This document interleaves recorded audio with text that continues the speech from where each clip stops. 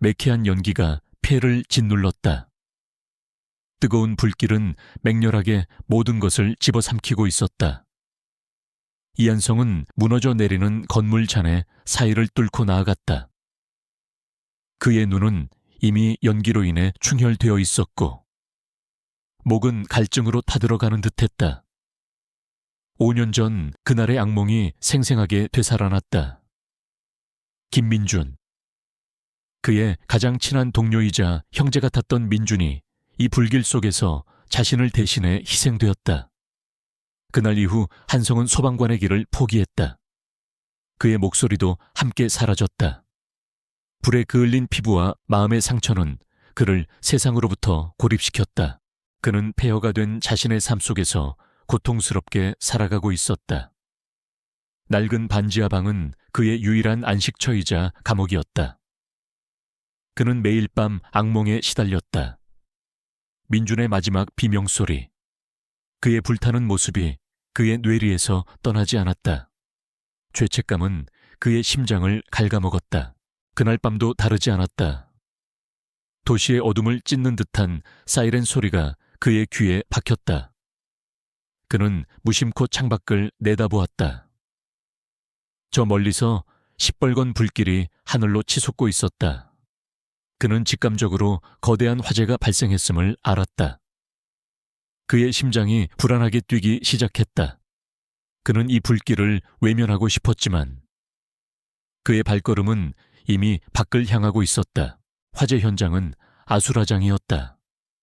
낡은 건물들이 밀집해 있는 빈민가의 불이 붙어 순식간에 번져나가고 있었다. 사람들은 비명을 지르며 도망쳤고 소방관들은 필사적으로 불길과 싸우고 있었다. 한성은 불타는 건물 중 한 곳에서 아이의 울음소리를 들었다. 그의 심장이 철렁 내려앉았다. 그는 주저없이 불길 속으로 뛰어들었다. 뜨거운 열기가 그의 온몸을 휘감았다. 살같이 타들어가는 고통이 느껴졌지만 그는 아랑곳하지 않았다. 그는 좁고 어두운 복도를 헤치며 아이의 울음소리가 들리는 곳으로 향했다. 연기는 점점 더 짙어졌고 숨쉬기조차 힘들었다. 그는 벽을 더듬으며 나아갔다. 마침내 그는 작은 방에서 웅크리고 있는 아이를 발견했다. 아이는 두려움에 떨며 울고 있었다. 한성은 아이를 품에 안았다. 아이의 몸은 작고 가벼웠지만 그의 심장은 무겁게 짓눌렸다. 그는 아이를 구해야 했다. 민준을 구하지 못했던 그날의 실수를 반복할 수는 없었다. 하지만 출구는 이미 불길에 휩싸여 막혀 있었다.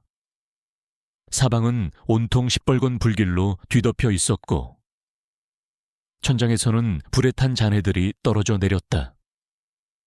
한성은 절망에 빠졌다. 그는 아이를 살려야 했지만 방법이 없었다. 뜨거운 연기가 그의 목을 조여왔고 그는 의식을 잃을 뻔했다. 그의 시야는 흐려졌고 그의 몸은 휘청거렸다. 그는 아이를 꽉 끌어안고 마지막 숨을 들이쉬었다. 그때였다. 어둠 속에서 거대한 그림자가 나타났다. 그것은 개였다. 털은 검은색이었고 눈빛은 강렬했다. 녀석은 한성을 향해 달려왔다. 녀석은 한성의 소매를 물고 밖으로 끌어내려 했다. 한성은 놀랐지만 녀석의 눈빛에서 알 수 없는 강렬한 의지를 보았다. 녀석은 마치 포기하지 마. 내가 너를 구할 거야 라고 말하는 듯했다. 한성은 녀석의 이끄는 대로 몸을 움직였다. 녀석은 불길 속에서도 길을 잃지 않고 정확하게 출구를 찾아냈다. 녀석은 한성을 불타는 건물 밖으로 이끌었다. 한성이 건물 밖으로 나오자마자 건물은 거대한 굉음을 내며 무너져 내렸다. 그는 간신히 아이와 함께 살아남았다. 한성은 바닥에 쓰러져 거친 숨을 몰아쉬었다. 그의 온몸은 땀과 연기로 범벅이 되어 있었지만 그의 얼굴에는 안도감이 떠올라 있었다. 그는 아이를 품에 안고 안전하게 구조대원들에게 넘겨주었다. 아이는 울음을 그치고 한성을 올려다보았다. 아이의 눈빛에는 감사의 마음이 가득했다. 한성은 자신을 구해준 검은 개를 바라보았다. 녀석은 그의 옆에 앉아 그를 지켜보고 있었다. 녀석의 눈빛은 마치 나는 너를 구했어. 이제 너는 살아가야 해 라고 말하는 듯했다. 한성은 녀석에게 손을 내밀었다. 녀석은 조심스럽게 한성의 손을 핥았다. 녀석의 따뜻한 온기가 한성의 차가운 마음에 전해졌다. 그는 녀석에게 그림자라는 이름을 지어주었다. 불길 속에서 그림자처럼 나타나 그를 구원해준 존재. 그림자는 한성의 그림자처럼 그를 따랐다. 녀석은 한성의 낡은 반지하 방까지 따라왔다. 좁고 어두운 방이었지만 그림자는 아무렇지도 않게 그곳에서 잠들었다. 한성은 그림자를 보며 알 수 없는 감정을 느꼈다. 녀석은 단순한 개가 아니었다. 녀석은 그에게 새로운 삶의 기회를 주었다. 녀석은 그를 절망의 나락에서 구원했다. 그는 그림자를 돌보며 자신의 상처를 치유하기 시작했다.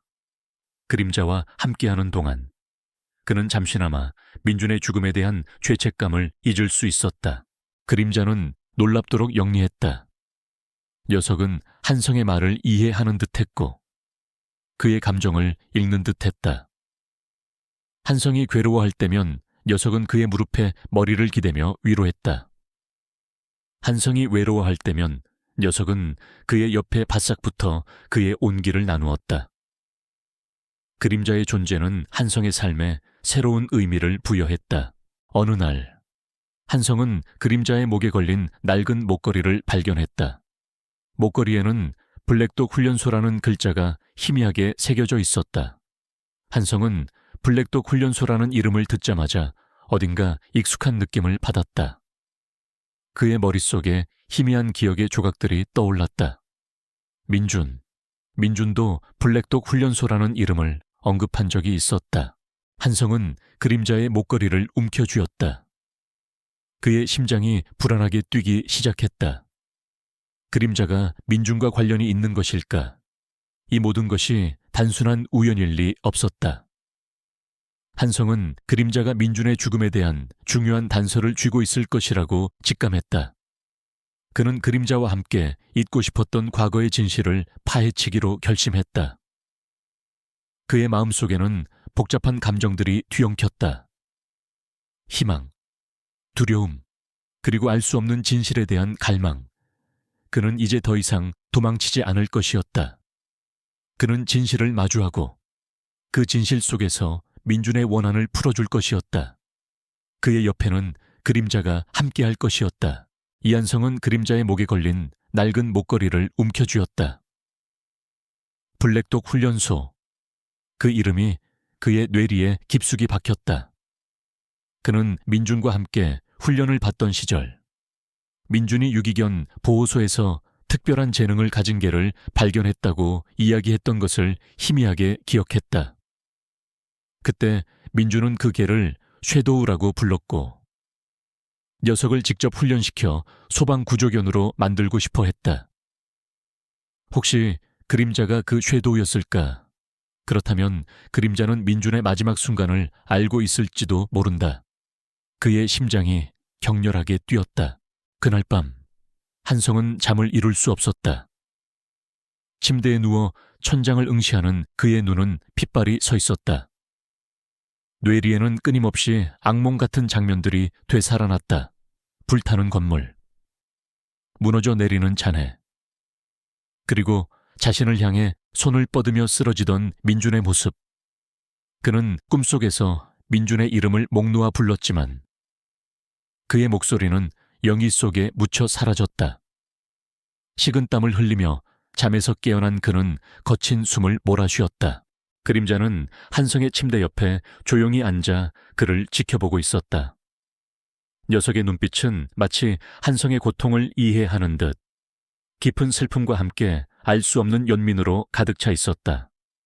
그림자는 낮은 낑낑거리는 소리를 내며 한성의 손을 핥았다. 녀석의 따뜻한 온기가 한성의 차가운 마음에 전해졌다. 한성은 그림자의 머리를 쓰다듬었다. 녀석의 존재가 그에게 유일한 위안이 되어주었다. 다음 날 아침, 한성은 그림자와 함께 블랙독 훈련소를 찾아 나섰다.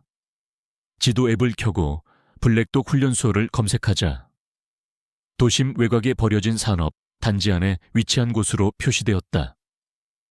낡고 오래된 건물들이 즐비한 곳이었다. 그곳은 한때 번성했던 곳이었지만 지금은 폐허처럼 변해 있었다. 그는 낡은 자전거에 그림자를 태우고 훈련소로 향했다. 그림자는 가는 내내 한성에게서 눈을 떼지 않았다. 블랙독 훈련소는 거대한 철문으로 굳게 닫혀 있었다. 철문 위에는 녹슨 간판이 삐걱거리며 매달려 있었다. 블랙독 훈련소라는 글자가 희미하게 보였다. 훈련소 안은 잡초가 무성하게 자라 있었고 낡은 훈련 장비들이 여기저기 널브러져 있었다. 마치 시간이 멈춘 듯한 곳이었다. 한성은 철문을 넘어 훈련소 안으로 들어섰다. 그림자는 훈련소 안으로 들어서자마자 격렬하게 반응하기 시작했다. 녀석은 낮은 으르렁거리는 소리를 내며 훈련소 내부를 이리저리 뛰어다녔다. 녀석의 털은 바싹 곤두서 있었고 마치 과거의 잔혹한 기억을 떠올리는 듯했다. 특히 녀석은 훈련소 한쪽에 위치한 낡고 허름한 건물 앞에서 맹렬하게 짖기 시작했다. 건물 문은 굳게 잠겨 있었고 낡은 자물쇠가 걸려 있었다. 한성은 그림자가 가리키는 건물을 살폈다. 왠지 모르게 불길한 기운이 느껴졌다. 그는 자물쇠를 부수고 건물 안으로 들어섰다. 내부는 어둡고 곰팡이 냄새가 코를 찔렀다. 낡은 가구들과 함께 먼지가 수북이 쌓여 있었다. 벽에는 찢어진 포스터와 낙서들이 희미하게 남아 있었다. 이곳은 마치 오랫동안 버려진 듯한 느낌을 주었다. 그림자는 건물 내부를 이리저리 뛰어다니며 냄새를 맡았다. 녀석은 한쪽 벽면을 향해 맹렬하게 짖기 시작했다. 벽에는 낡은 나무 판자가 덧대어져 있었다. 한성은 직감적으로 무언가 숨겨져 있음을 느꼈다. 그는 나무 판자를 뜯어냈다. 그 뒤에는 굳게 잠긴 철문이 나타났다. 철문은 오랜 시간 동안 사용되지 않은 듯 녹이 슬어 있었고 쇠사슬로 단단히 묶여 있었다. 한성은 자신의 장비를 이용해 쇠사슬을 끊고 철문을 열었다. 철문이 열리자마자 차가운 공기가 뿜어져 나왔다. 지하로 이어지는 어두운 통로가 나타났다. 통로에서는 곰팡이 냄새와 함께 알 수 없는 비릿한 냄새가 뒤섞여 코를 찔렀다. 그림자는 망설임 없이 지하 통로로 내려갔다. 한성은 그림자의 뒤를 따랐다. 지하 통로는 생각보다 넓었고 여러 개의 방들로 이어져 있었다. 방들은 모두 쇠창살로 막혀 있었고 그 안에는 낡은 장비들이 널브러져 있었다. 이곳은 분명히 오래전에 버려진 비밀 기지였다. 그림자는 한 방으로 달려가 그곳에 놓여있던 낡은 금고 앞에서 맹렬하게 짖기 시작했다. 금고는 녹이 슬어 있었지만 아직 굳게 잠겨 있었다. 한성은 금고를 열었다. 금고 안에는 낡은 USB 메모리 하나와 함께 여러 장의 사진들이 들어있었다. 사진 속에는 민준이 그림자와 함께 훈련하고 있는 모습이 담겨 있었다. 그들의 얼굴은 해맑았고 그들의 미소는 따뜻했다. 한성은 사진 속 민준의 모습을 보며 눈물을 흘렸다. 살아있는 민준의 모습은 그에게 너무나도 생생하게 다가왔다. 한성은 떨리는 손으로 USB 메모리를 꺼내 자신의 노트북에 연결했다. USB 안에는 민준이 직접 녹음한 음성 파일과 함께 수많은 문서 파일들이 들어있었다. 음성 파일에는 민준의 목소리가 담겨 있었다. 그는 떨리는 목소리로 자신이 거대한 마약 조직의 실체를 알게 되었다고 말했다. 한성아, 내가 엄청난 비밀을 알게 됐어. 이 조직은 단순한 마약 조직이 아니야. 군 고위층 인사들이 연루되어 있어. 그들의 배후에는 강성철 대령이 있어. 한성의 심장이 얼어붙었다. 강성철, 그는 한성과 민준의 옛 상관이자 그들을 특수부대에 발탁했던 인물이었다. 한성은 강성철을 존경했고 그를 믿었다. 하지만 민준의 목소리는 강성철이 마약 조직의 배후에 있다는 충격적인 진실을 폭로했다. 민준의 목소리는 계속 이어졌다. 한성아, 이 모든 진실을 밝히려고 했어. 그런데 그들이 눈치챈 것 같아. 계속해서 나를 감시하고 협박하고 있어. 나는 지금 이 모든 증거들을 모아서 너에게 보낼 거야. 한성아, 부디 이 모든 진실을 밝혀줘. 그리고 섀도우를 잘 부탁해. 섀도우는 내가 가장 믿는 존재야. 다음 음성 파일은 민준의 마지막 메시지였다. 민준은 떨리는 목소리로 자신이 죽을지도 모른다는 것을 직감했다고 말했다.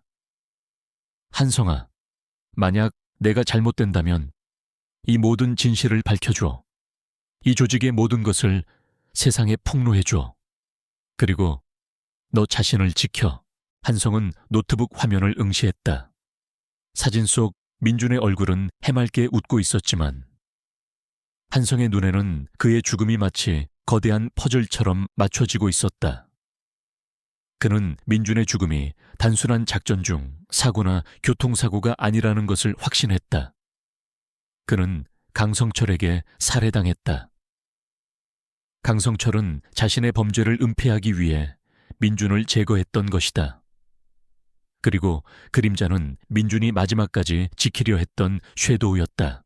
분노가 그의 심장을 집어삼켰다. 그는 노트북을 닫고 일어섰다. 그의 얼굴은 차갑게 굳어 있었고 그의 눈빛은 복수심으로 이글거렸다. 그는 강성철에게 합당한 대가를 치르게 할 것이라고 다짐했다. 그는 민준의 원한을 풀어주고 강성철의 모든 악행을 세상에 폭로할 것이었다. 그림자는 한성의 옆에 조용히 앉아 그를 지켜보고 있었다. 녀석의 눈빛은 마치 한성의 아픔을 이해하는 듯 슬픔과 함께 어떤 결의에 찬 빛을 띠고 있었다. 그림자는 한성의 바짓가랑이를 물고 흔들었다. 녀석의 행동은 마치 혼자가 아니다. 우리가 함께할 것이다 라고 말하는 듯 했다. 한성은 그림자의 머리를 쓰다듬었다. 녀석의 따뜻한 온기가 그의 손에 전해졌다. 그림자는 민준의 마지막 선물이었고 그의 삶의 길을 밝혀줄 등대였다. 한성은 USB 메모리와 사진들을 챙겼다. 그는 이 모든 증거들을 가지고 강성철을 찾아갈 것이었다. 그는 더 이상 숨지 않을 것이었다. 그의 마음속에는 복수심뿐만 아니라 정의를 향한 뜨거운 불꽃이 타올랐다. 그는 그림자와 함께 어둠 속으로 걸어갔다. 그들의 발걸음은 힘찼고 그들의 눈빛은 굳건했다. 그들은 더 이상 혼자가 아니었다. 그들은 함께 싸울 것이었고 함께 승리할 것이었다. 그들의 앞에는 길고 험난한 싸움이 기다리고 있었지만 그들은 두려워하지 않았다. 그들은 정의를 위해 싸울 것이었고 사랑하는 사람을 위해 모든 것을 바칠 것이었다. 이한성은 민준의 USB 메모리에 담긴 진실 앞에서 한동안 멍하니 서 있었다. 강성철 대령, 그가 어떻게 그럴 수 있을까? 한때 자신과 민준이 가장 존경했던 인물, 그들의 삶의 롤모델이었던 그가 이 모든 비극의 배후에 있었다니. 배신감과 분노, 그리고 설명할 수 없는 깊은 슬픔이 그의 심장을 짓눌렀다. 민준이 마지막 순간까지 자신에게 진실을 알리려 했던 그 간절함이 그의 폐부를 찔렀다. 그의 목소리는 여전히 나오지 않았지만 그의 마음속에서는 뜨거운 절규가 터져 나왔다. 그림자는 한성의 발치에 앉아 그의 감정을 고스란히 느끼는 듯 낮은 신음소리를 냈다. 녀석은 한성의 손을 핥으며 위로를 전했다. 그림자의 따뜻한 온기가 한성의 차가운 마음에 스며들었다. 한성은 그림자의 머리를 쓰다듬었다. 민준이 마지막까지 지키려 했던 존재. 이제 그림자는 한성의 유일한 가족이자 복수의 동반자였다. 한성은 블랙독 훈련소를 떠나기 전 민준의 유품들을 꼼꼼히 살폈다. 낡은 훈련복, 민준이 아끼던 장난감, 그리고 찢어진 사진 한 장. 사진 속에는 민준과 함께 훈련하는 어린 그림자의 모습이 담겨 있었다. 그들의 해맑은 미소는 한성의 가슴을 더욱 아프게 했다. 한성은 모든 유품들을 조심스럽게 챙겨 가방에 넣었다. 이 모든 것이 민준의 마지막 흔적이었고 강성철을 심판대에 세울 증거였다.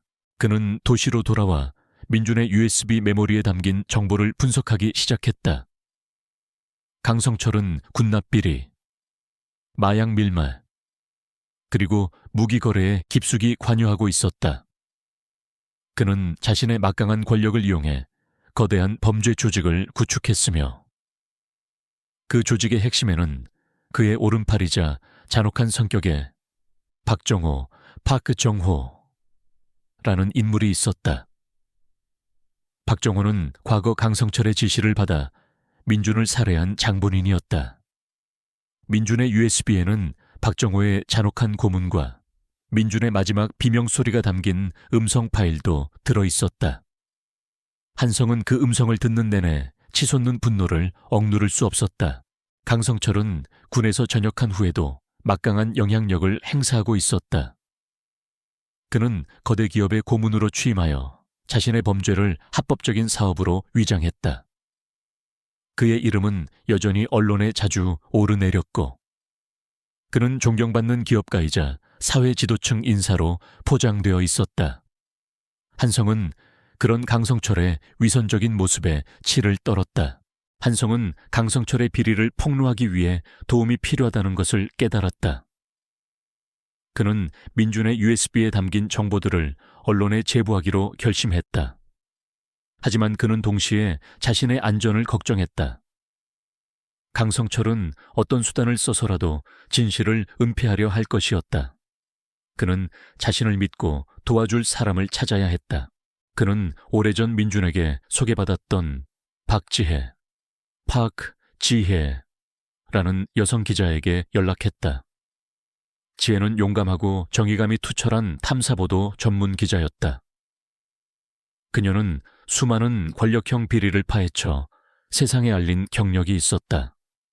그녀는 한때 강성철의 비리를 의심했지만 확증을 잡지 못해 어려움을 겪고 있었다.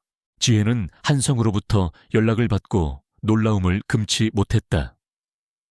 그녀는 한성이 5년 전 화재 사건으로 죽은 줄로만 알고 있었다.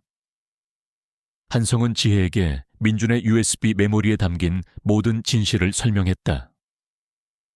그는 자신이 겪었던 고통과 민준의 억울한 죽음에 대해 털어놓았다. 그는 지혜에게 강성철의 비리를 폭로해달라고 간절히 부탁했다. 지혜는 한성이 건넨 USB 메모리 내용을 확인하고 충격에 빠졌다. 강성철이 그토록 추악한 범죄를 저질렀다는 사실에 그녀는 분노를 금치 못했다. 이한성 씨, 이 모든 것이 사실이라면 강성철은 절대 용서받을 수 없을 겁니다. 제가 반드시 이 진실을 세상에 알리겠습니다. 당신과 민준 씨의 억울함을 풀어드리겠습니다. 지혜의 목소리는 단호했다. 그림자는 한성의 옆에 조용히 앉아 지혜를 지켜보았다.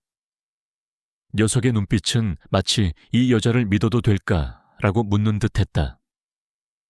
한성은 그림자의 머리를 쓰다듬으며 조용히 고개를 끄덕였다. 그림자는 한성의 신호를 이해하는 듯 지혜에게 다가가 냄새를 맡았다. 그리고는 낮은 낑낑거리는 소리를 내며 지혜의 손에 자신의 머리를 비볐다. 지혜는 그림자의 영리함에 놀라움을 금치 못했다. 지혜는 즉시 강성철의 비리 사건을 파헤치기 시작했다. 그녀는 민준의 USB에 담긴 정보들을 바탕으로 강성철의 자금 흐름을 추적하고 그의 협력자들을 파악했다. 그녀는 강성철의 비리가 단순한 개인의 일탈이 아니라 거대한 조직적인 범죄라는 것을 알게 되었다. 그녀는 또한 강성철이 오랫동안 마약 조직과 연계하여 불법적인 자금을 세탁해 왔다는 사실도 밝혀냈다. 강성철은 지혜의 움직임을 눈치채고 그녀를 협박하기 시작했다. 그는 자신의 권력과 돈을 이용해 지혜의 주변 사람들을 위협하고 그녀의 언론사를 압박했다. 하지만 지혜는 굴하지 않았다. 그녀는 더욱 강하게 맞섰고 진실을 밝히겠다는 의지를 굽히지 않았다. 그림자는 언제나 한성의 곁을 지켰다. 한성이 괴로워할 때면 그림자는 그의 무릎에 머리를 기대며 위로했고 그가 잠들지 못할 때면 그의 옆에 바싹 붙어 그의 온기를 나누었다. 그림자는 한성의 목소리가 되어주었다. 한성은 그림자를 통해 자신의 감정을 표현하고 세상과 소통했다. 어느 날 밤, 한성과 지혜는 강성철의 비밀 사무실에 잠입하여 추가적인 증거를 확보하려 했다. 강성철의 사무실은 최고급 보안 시스템으로 무장되어 있었고 무장한 경비원들이 상주하고 있었다. 침입이 쉽지 않은 곳이었다. 이한성 씨, 너무 위험해요. 이대로는 안 돼요. 지혜가 걱정스러운 표정으로 말했다. 한성은 지혜의 손을 잡고 고개를 저었다. 그는 그림자를 가리켰다. 그림자는 한성의 신호를 이해하는 듯 맹렬하게 짖으며 사무실 안으로 들어가려 했다. 녀석의 눈빛은 비장했다. 한성은 그림자를 통해 자신의 결의를 지혜에게 전달했다. 우리는 포기하지 않을 거야. 민준을 위해서라도 우리는 이 모든 진실을 밝혀낼 거야. 그림자는 놀랍도록 영리하고 민첩했다. 녀석은 경비원들의 눈을 피해 사무실 내부로 침투했다. 녀석은 감지기를 피하고 잠긴 문을 열고 심지어는 보안 카메라를 무력화하는 능력까지 보여주었다. 한성과 지혜는 그림자의 도움으로 사무실 내부로 진입할 수 있었다. 그들은 강성철의 비밀 금고에서 그의 모든 비리가 담긴 장부를 발견했다. 그 안에는 마약 거래 내역, 살인 교사 증거, 그리고 민준의 죽음에 대한 자세한 기록까지 담겨 있었다. 그때였다. 갑자기 경보음이 울렸다. 그들의 잠입이 발각된 것이다. 경비원들이 사방에서 몰려왔다. 한성과 지혜는 장부를 챙기고 사무실을 빠져나가려 했지만 이미 사방은 포위되어 있었다. 강성철의 오른팔. 박정우가 경비원들을 이끌고 그들 앞에 나타났다. 이한성 내놈이 살아있었다니 죽은 줄 알았는데 감히 내 비밀을 파헤치려 해 죽여버리겠다. 박정우는 칼을 빼들고 한성에게 달려들었다. 그의 얼굴에는 잔혹한 미소가 떠올라 있었다. 한성은 박정우의 눈빛에서 민준의 마지막 순간을 보았다. 민준을 살해한 장본인. 분노가 그의 심장을 집어삼켰다. 그는 박정우에게 달려들었다. 지혜는 경찰에 연락하려 했지만 이미 통신이 두절된 상태였다. 절체절명의 순간이었다. 그림자는 박정호의 앞을 가로막았다. 녀석은 맹렬하게 짖으며 박정호에게 달려들었다. 박정호는 그림자를 발로 차려 했지만 그림자는 민첩하게 피했다. 녀석은 박정호의 팔을 물고 놓아주지 않았다. 그 틈을 타 한성이 박정호에게 주먹을 날렸다. 박정호는 한성의 주먹을 맞고 쓰러졌다. 그의 얼굴은 피투성이가 되었다. 하지만 경비원들은 계속해서 몰려왔다. 한성과 지혜는 고립되었다. 그때였다. 갑자기 사무실 문이 부서지며 누군가 안으로 들어섰다. 정우진, 정우진이었다. 우진은 한성과 민준의 옛 동료이자 특수부대에서 은퇴한 후 사립탐정으로 활동하고 있었다. 그는 민준의 죽음에 대한 의문을 품고 강성철의 뒤를 쫓고 있었다. 한성아, 지혜씨, 괜찮아요. 우진은 한성과 지혜를 보며 소리쳤다. 그의 손에는 총이 들려 있었다. 그는 경비원들을 향해 총을 겨누었다. 우진의 등장으로 상황은 역전되었다. 세 사람과 그림자는 힘을 합쳐 경비원들을 제압했다. 박정호는 결국 한성에게 제압당했고 그의 모든 범죄 행위가 세상에 드러났다. 우진은 그들에게 강성철의 마지막 비밀, 아지트 위치를 알려주었다. 강성철은 대규모 마약 거래를 위해 아지트에서 기다리고 있을 것이라고 했다. 한성은 강성철을 직접 찾아가 그를 심판대에 세울 것이라고 다짐했다. 그의 옆에는 그림자와 지혜, 우진이 함께할 것이었다. 그들은 더 이상 혼자가 아니었다. 그들은 민준의 원한을 갚고 정의를 실현하기 위해 모든 것을 바칠 것이었다. 이한성은 전구진이 건넨 강성철의 비밀 아지트 위치를 확인하고 깊은 숨을 내쉬었다. 그곳은 한때 버려진 화학 공장이었다. 외딴 지역에 위치해 있었고 과거의 폐기물과 녹슨 기계들이 가득한 음침한 분위기를 풍겼다. 강성철이 자신의 추악한 범죄를 숨기기에 완벽한 장소였다. 한성의 얼굴은 차갑게 굳어 있었지만 그의 눈빛은 맹렬하게 타올랐다. 민준의 USB에 담긴 모든 진실, 그리고 박정호의 잔혹한 고백은 그의 복수심을 더욱 불태웠다. 그들은 강성철의 아지트를 습격하기 위한 마지막 준비에 착수했다. 한성은 자신의 옛 특수전 기술을 되살려 침투 계획을 세웠다. 그는 지형을 분석하고 경비 시스템의 취약점을 파악했다. 윤상우는 군 내부의 정보를 통해 강성철이 아지트에서 대규모 마약 거래를 진행할 것이며 무장한 용병들을 고용했다는 사실을 알려주었다. 이는 단순한 잠입 작전이 아니라 전면전이 될 수도 있음을 의미했다. 이한성 씨, 너무 위험합니다. 이 작전은 경찰 특공대의 도움이 필요해요. 박지혜가 걱정스러운 표정으로 말했다. 그녀는 한성이 혼자서 너무 많은 짐을 짊어지고 있다고 생각했다. 한성은 고개를 저었다. 그의 목소리는 여전히 나오지 않았지만 그의 눈빛은 단호했다. 그는 지혜에게 손짓하며 그림자를 가리켰다. 그림자는 한성의 옆에 조용히 앉아 그를 지켜보고 있었다. 녀석의 눈빛은 마치 나는 언제나 너와 함께할 것이다라고 말하는 듯했다. 한성은 지혜에게 자신의 계획을 설명했다. 경찰이 개입하면 강성철이 증거를 인멸하거나 도주할 가능성이 높았다. 그들은 강성철이 모든 범죄 행위를 저지르는 현장을 잡아야 했다. 전구진은 한성의 계획에 동의했다. 형님 말씀이 맞습니다. 강성철 같은 놈은 증거를 잡기 전에는 절대 자백하지 않을 겁니다. 우리가 직접 잡아야 합니다. 우진은 자신의 사립탐정 경험을 살려 강성철의 아지트 내부 구조와 경비원들의 배치도를 입수했다. 그는 또한 강성철이 최근 새로운 무기들을 들여왔다는 정보도 확인했다. 그림자는 이 모든 대화를 이해하는 듯 진지한 표정으로 그들을 지켜보고 있었다.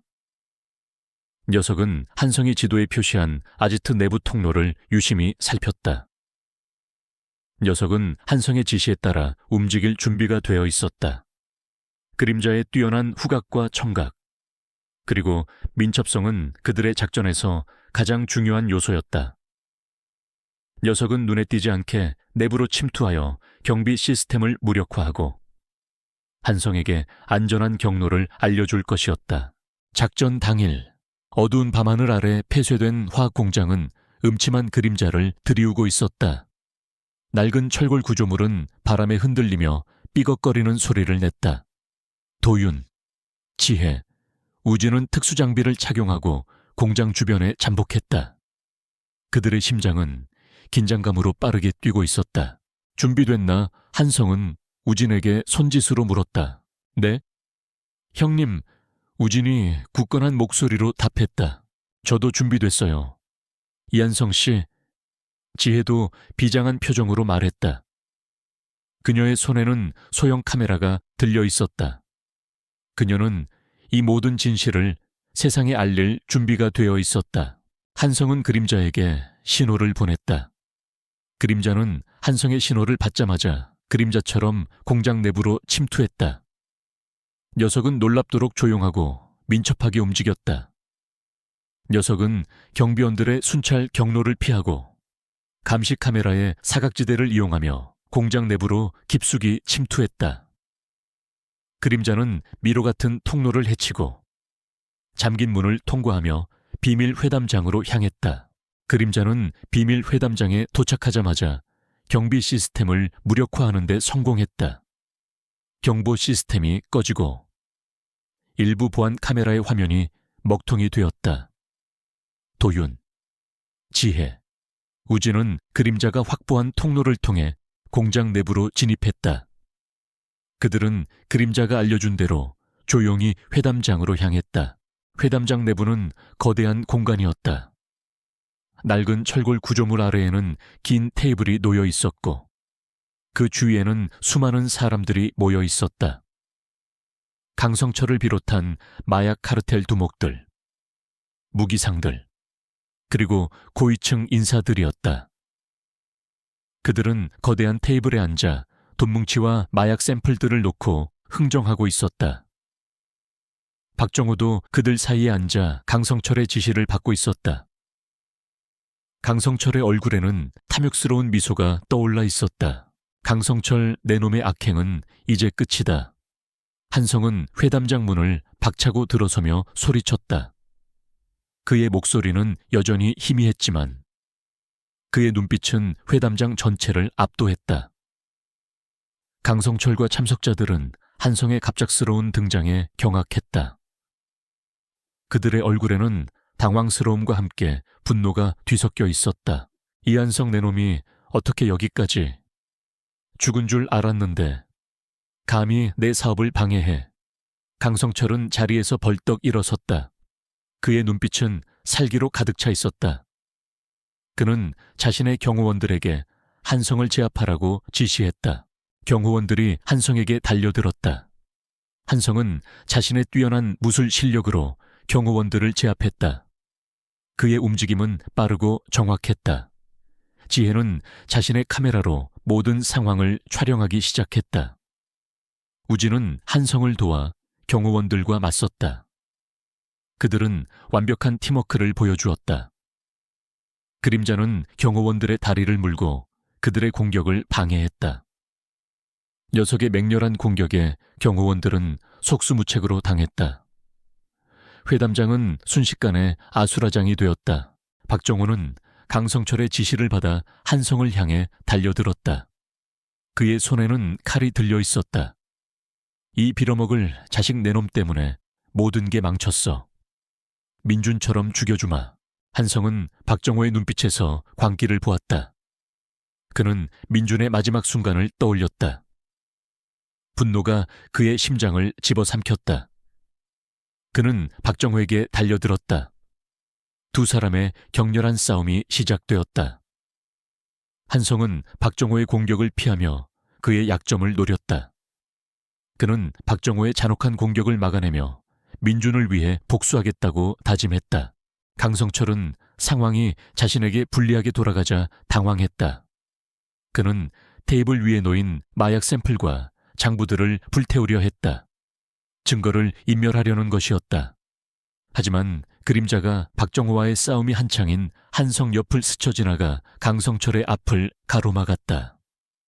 녀석은 맹렬하게 짖으며 강성철의 손에 들린 장부를 물고 놓아주지 않았다.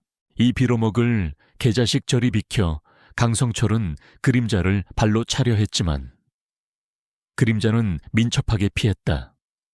녀석은 강성철의 다리를 물고 흔들었다. 그 틈을 타 한성은 박정호의 공격을 제압하고 강성철에게 달려들었다. 강성철 내놈의 죄는 용서받지 못할 것이다. 민준의 원한을 갚아주겠다. 한성은 강성철에게 주먹을 날렸다. 강성철은 한성의 주먹을 맞고 쓰러졌다.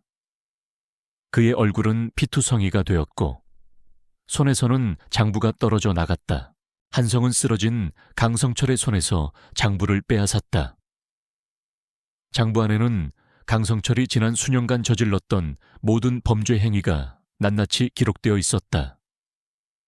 마약 거래 내역, 무기 밀매 경로, 그리고 그와 결탁한 고위층 인사들의 이름까지. 장부의 마지막 페이지에는 민준의 이름과 함께 처리 완료라는 문구가 쓰여 있었다. 도윤은 장부를 움켜쥐었다. 그의 눈에서는 뜨거운 눈물이 흘러내렸다. 민준의 원한을 드디어 갚아준 것이다. 그때 공장 밖에서 사이렌 소리가 들려왔다. 지혜가 미리 연락해 놓았던 경찰 특공대가 현장에 도착한 것이다. 경찰 특공대는 공장 내부로 진입하여 강성철을 비롯한 모든 참석자들을 체포했다. 박정호도 체포되어 강성철과 함께 구속되었다. 그들의 범죄 행위는 낱낱이 밝혀졌고 그들은 법의 심판을 받게 되었다. 언론은 강성철의 비리 사건을 대서특필했고 사회 전체가 큰 충격에 빠졌다. 수많은 사람들이 이한성이라는 이름을 기억하게 되었다. 한성은 모든 것이 끝났다는 것을 깨달았다. 그는 민준의 원한을 풀어주었고 사회의 어둠을 밝히는 데 일조했다. 그의 마음속에는 오랜 시간 짓눌러왔던 무거운 짐이 사라지는 듯한 평화로움이 찾아왔다. 그림자는 한성의 옆에 조용히 앉아 그를 지켜보고 있었다. 녀석의 눈빛은 마치 잘했어, 이제 편히 쉬어라고 말하는 듯했다. 한성은 그림자의 머리를 쓰다듬었다. 녀석의 따뜻한 온기가 그의 손에 전해졌다. 그림자가 아니었다면 그는 이 모든 진실을 밝혀낼 수 없었을 것이다. 녀석은 그의 동반자이자 그의 구원자였다. 지혜는 한성에게 다가와 그의 어깨를 두드렸다. 이한성 씨, 정말 수고하셨습니다. 당신이 아니었다면 이 모든 진실은 영원히 묻혔을 거예요. 그녀의 눈에는 존경심이 가득했다. 우진도 한성에게 다가와 그를 끌어안았다. 형님, 정말 감사합니다. 형님 덕분에 민준이의 원한을 풀어줄 수 있었습니다. 그의 목소리는 진심으로 우러나왔다. 한성은 그들에게 고개를 끄덕였다. 그의 얼굴에는 오랜만에 평화로운 미소가 떠올라 있었다. 그는 이제 더 이상 고독한 그림자가 아니었다. 그는 정의를 위해 싸우는 용감한 군인이자 동물들의 수호자가 되었다. 그의 삶은 이제 새로운 시작을 알리고 있었다. 그는 이제 자신의 상처를 치유하고 새로운 삶을 살아갈 준비가 되어 있었다. 강성철과 박정호가 구속되고 블랙오션 조직의 실체가 만천에 드러나자 대한민국 사회는 거대한 파동에 휩싸였다. 언론은 강성철의 잔혹한 범죄 행위와 그의 비호 세력들의 비리를 낱낱이 파헤쳤고 국민들은 충격과 함께 분노를 표출했다. 이한성은 하루아침에 정의의 영웅으로 불리며 대중의 주목을 받았다. 그의 용감한 행동과 진실을 향한 끈질긴 추적은 많은 이들에게 희망과 용기를 주었다. 하지만 도윤의 마음은 여전히 무거웠다.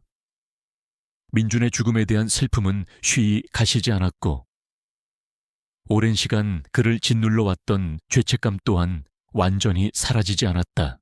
박지혜는 특종 보도로 유명세를 얻으며 더욱 활발하게 사회의 어두운 이면을 파헤치는 탐사보도 기자로 거듭났다. 그녀는 강성철 사건 이후에도 그의 잔당들과 관련된 비리를 계속해서 추적했고 사회정의 실현에 앞장섰다. 그녀는 이한성이라는 이름 뒤에 숨겨진 용기와 희생을 세상에 알리는 데 결정적인 역할을 했다. 그녀는 한성에게 지속적으로 연락하며 그의 안부를 묻고 그의 새로운 삶을 응원했다.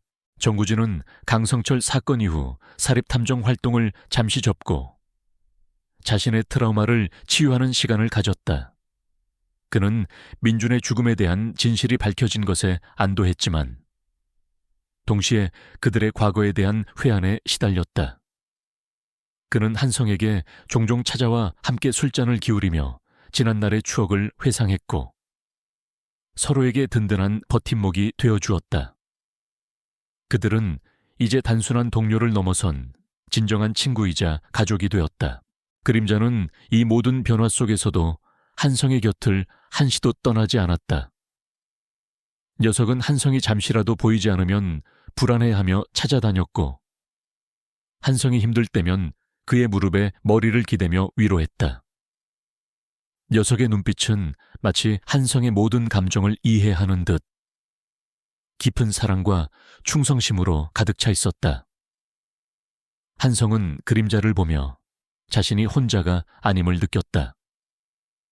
그림자의 존재는 그의 삶에 없어서는 안 될 소중한 의미를 부여했다. 한성은 이제 더 이상 과거의 그림자에 갇혀 있지 않았다. 그는 민준의 원한을 풀어주었고 사회의 어둠을 밝히는데 일조했다. 하지만 그의 마음속에는 여전히 해결되지 않은 숙제가 하나 있었다. 바로 자신의 목소리를 되찾는 것이었다. 그는 화재로 인해 성대에 심각한 손상을 입었고 그 후 5년 동안 단 한마디도 할 수 없었다.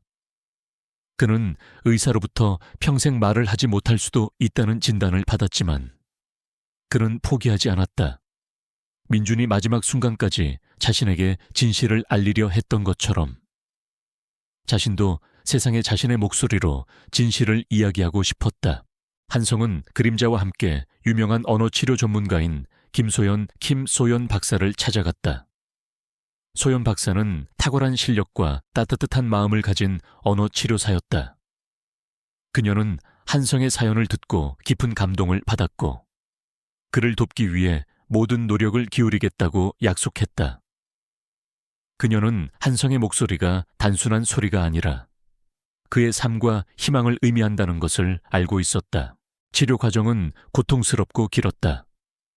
한성은 매일 몇 시간씩 발성 연습을 하고 언어 치료를 받았다.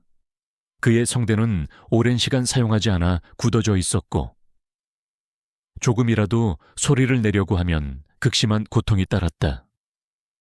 그는 좌절하고 싶을 때가 많았지만 그림자의 존재가 그에게 힘을 주었다.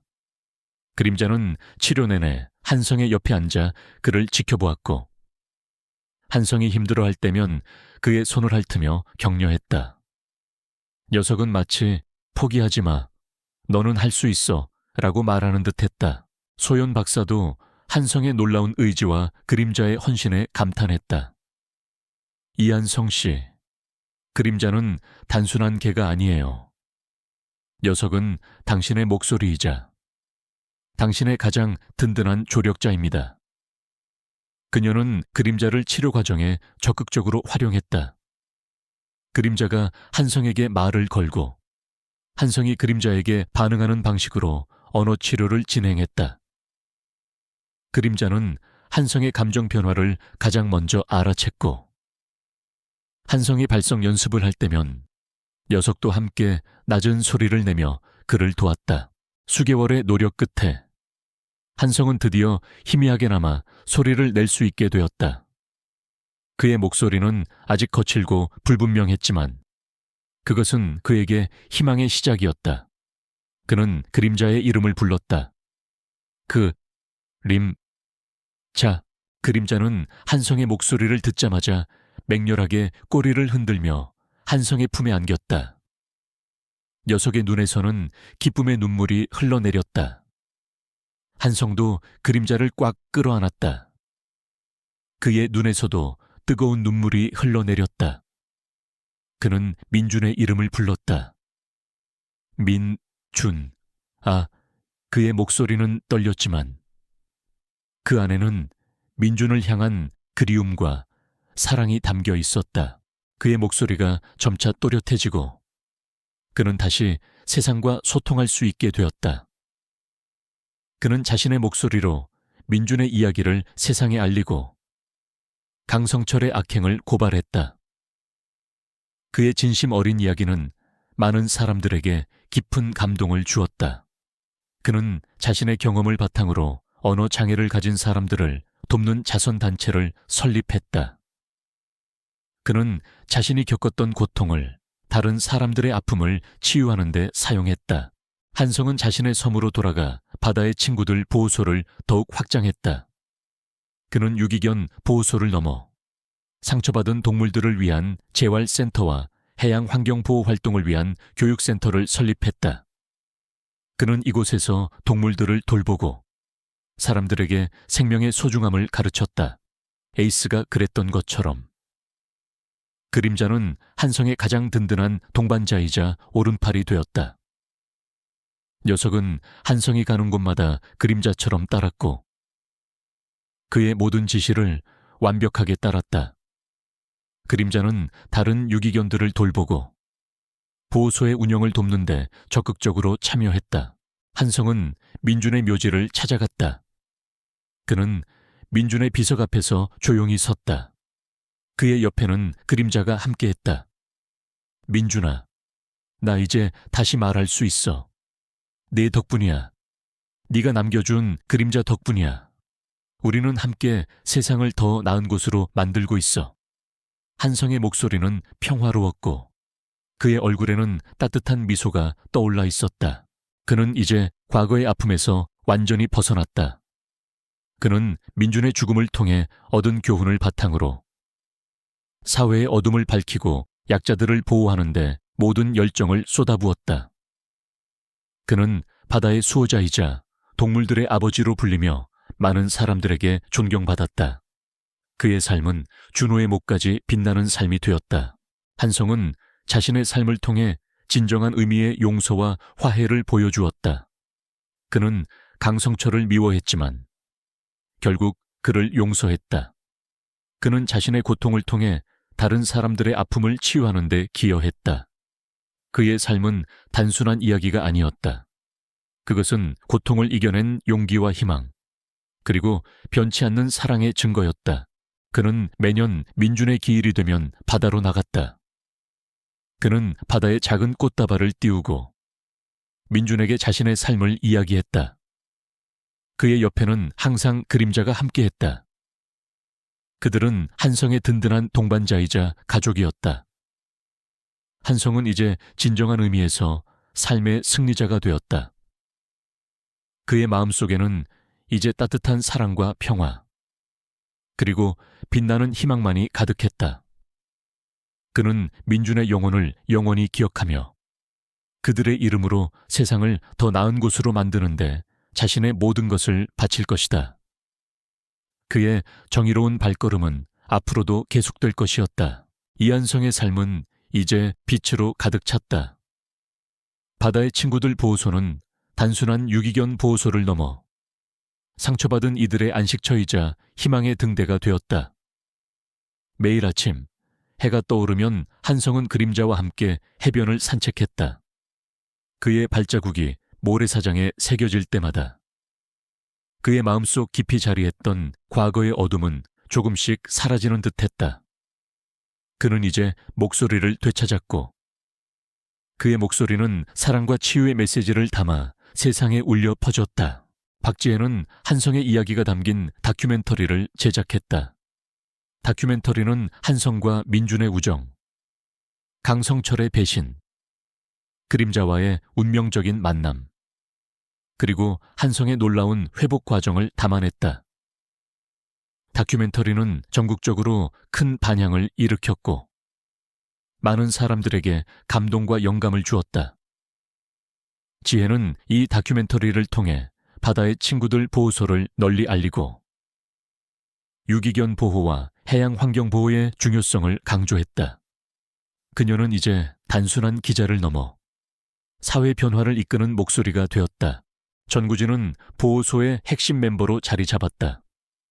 그는 개들의 훈련을 담당하며 특수부대 시절의 경험을 살려 보호소의 안전 시스템을 강화했다. 그는 특히 심리적으로 불안정한 유기견들을 돌보는 데 뛰어난 재능을 보였다. 우지는 개들의 눈을 통해 과거의 상처를 치유하고 새로운 삶의 의미를 찾아가는 한성을 보며 깊은 감명을 받았다. 그는 한성에게 형님은 이제 진정한 영웅입니다. 민준이도 분명 자랑스러워 할 겁니다. 라고 말했다. 어느 날 바다의 친구들 보호소에 뜻밖의 손님이 찾아왔다. 최연우, 초이 연우 라는 이름의 어린 소녀였다. 연우는 5년 전 한성이 불타는 건물에서 구해낸 그 아이였다.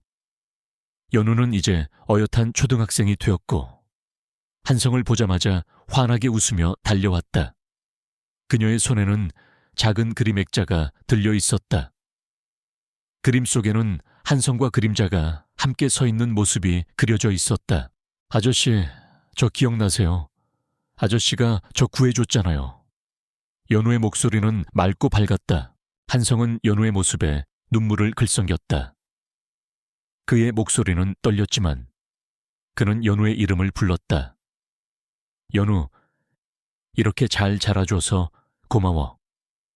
그는 연우를 품에 안았다. 연우의 따뜻한 온기가 그의 품에 전해졌다. 그림자는 연우의 주위를 맴돌며 꼬리를 흔들었다. 녀석은 마치 연우의 성장에 기뻐하는 듯했다. 연우는 주기적으로 보호소를 찾아왔다.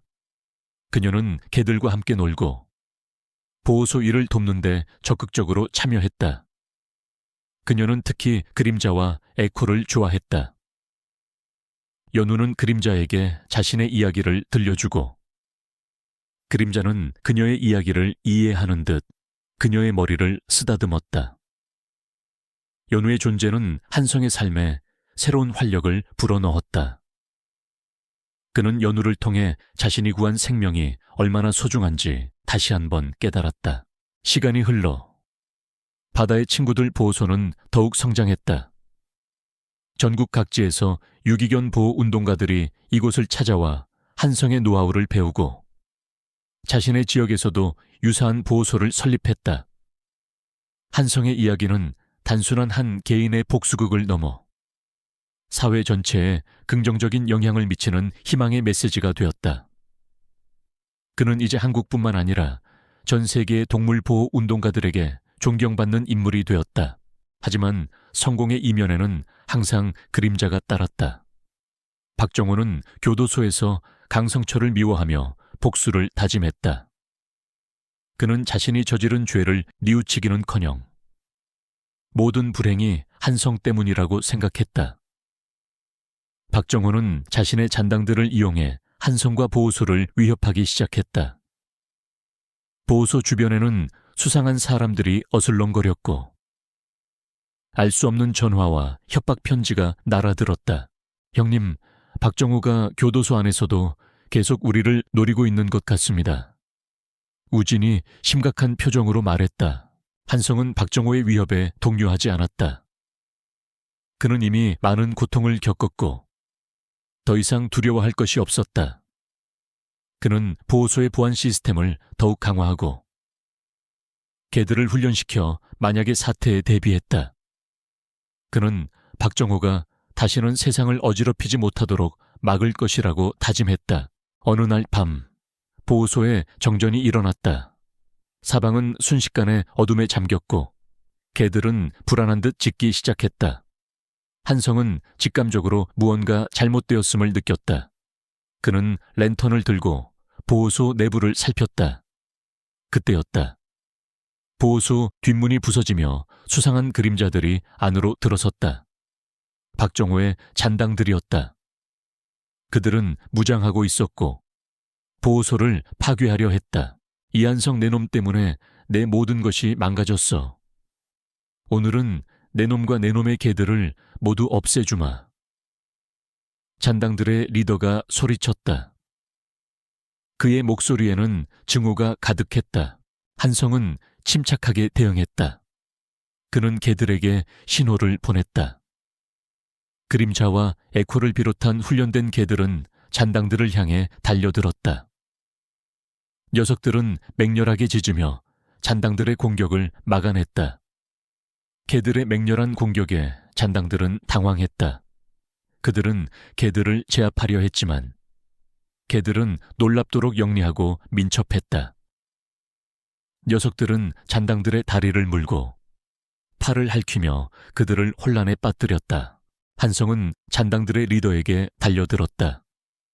그는 자신의 뛰어난 무술 실력으로 리더를 제압했다. 지혜와 우진도 현장에 도착하여 한성을 도왔다. 지혜는 자신의 카메라로 모든 상황을 촬영했고, 우진은 자신의 군사 기술을 활용하여 잔당들을 제압했다. 그들은 완벽한 팀워크를 보여주었다. 경찰이 도착하여 잔당들을 체포했다. 그들은 박정호의 지시를 받고 보호소를 파괴하고 한성을 해치려 했던 것이었다. 박정호는 교도소 내에서도 자신의 영향력을 행사하려 했지만 그의 시도는 실패로 돌아갔다. 이 사건은 박정호의 죄가 얼마나 깊은지 다시 한번 세상에 보여주는 계기가 되었다.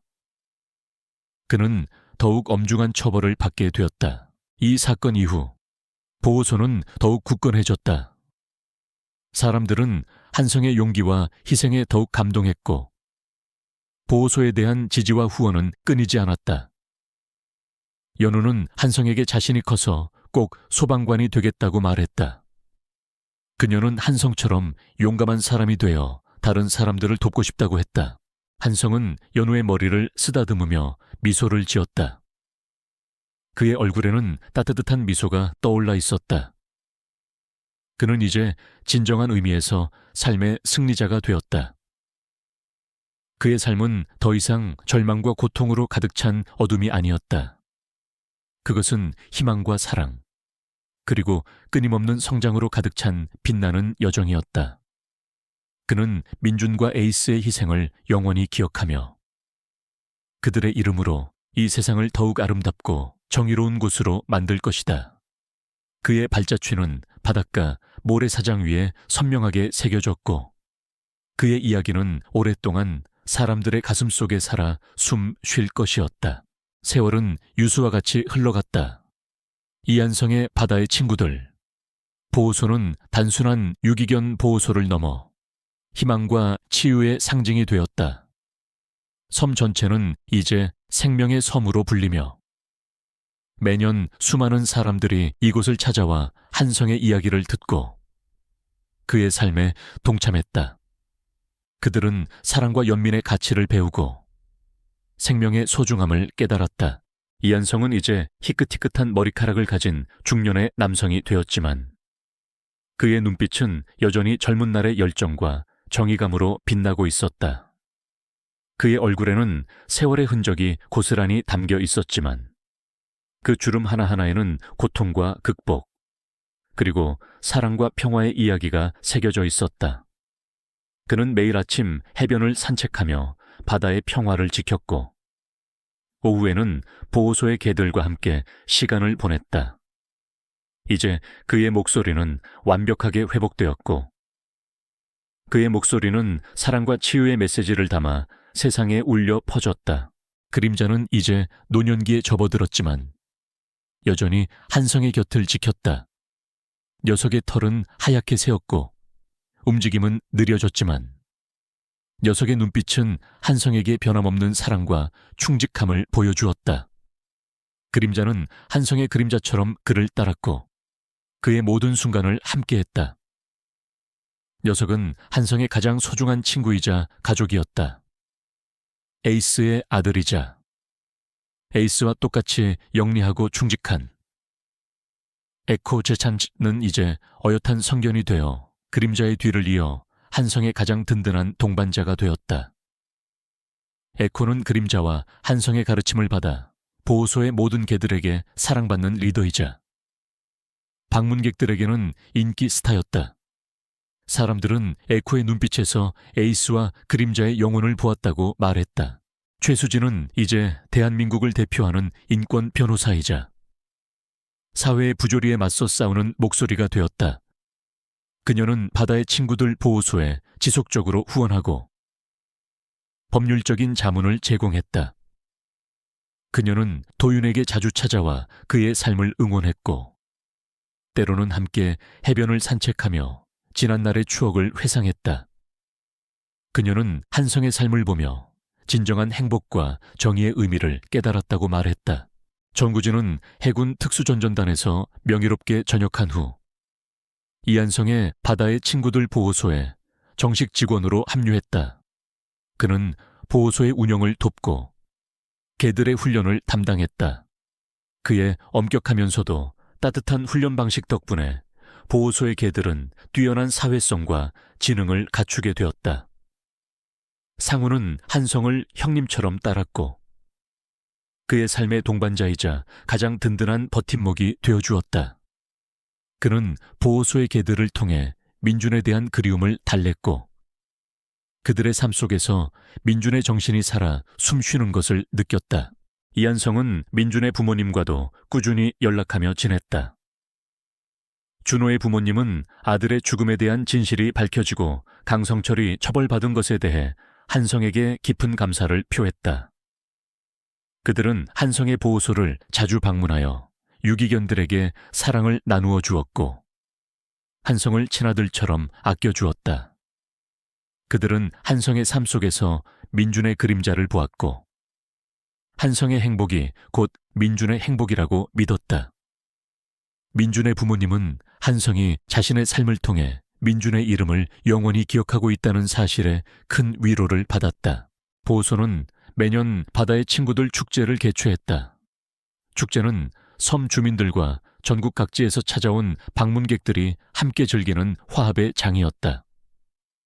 개들은 재롱을 부리고 사람들은 노래하고 춤췄다.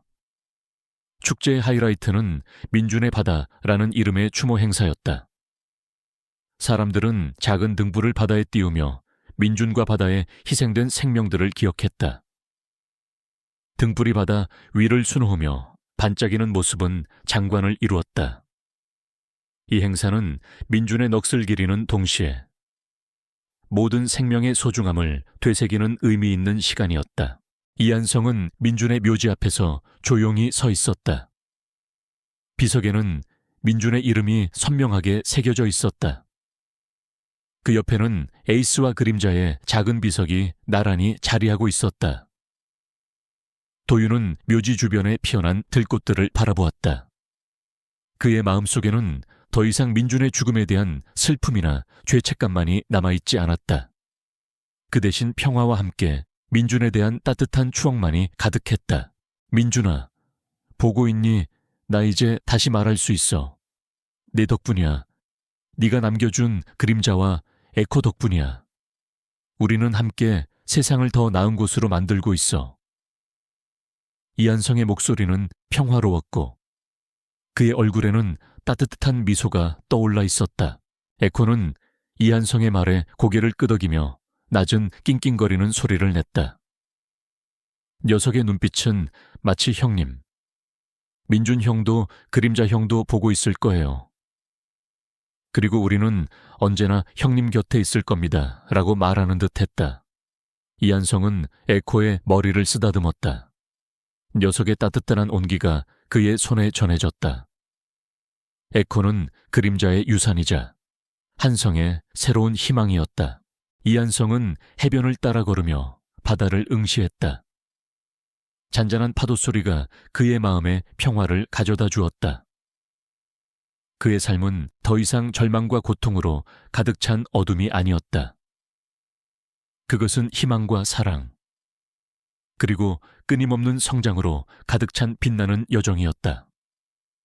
그는 민준의 희생과 그림자의 충성심을 영원히 기억하며 그들의 이름으로 이 세상을 더욱 아름답고 정의로운 곳으로 만들 것이다. 그의 발자취는 바닷가 모래사장 위에 선명하게 새겨졌고 그의 이야기는 오랫동안 사람들의 가슴 속에 살아 숨 쉴 것이었다. 그는 이제 진정한 의미에서 삶의 승리자가 되었다.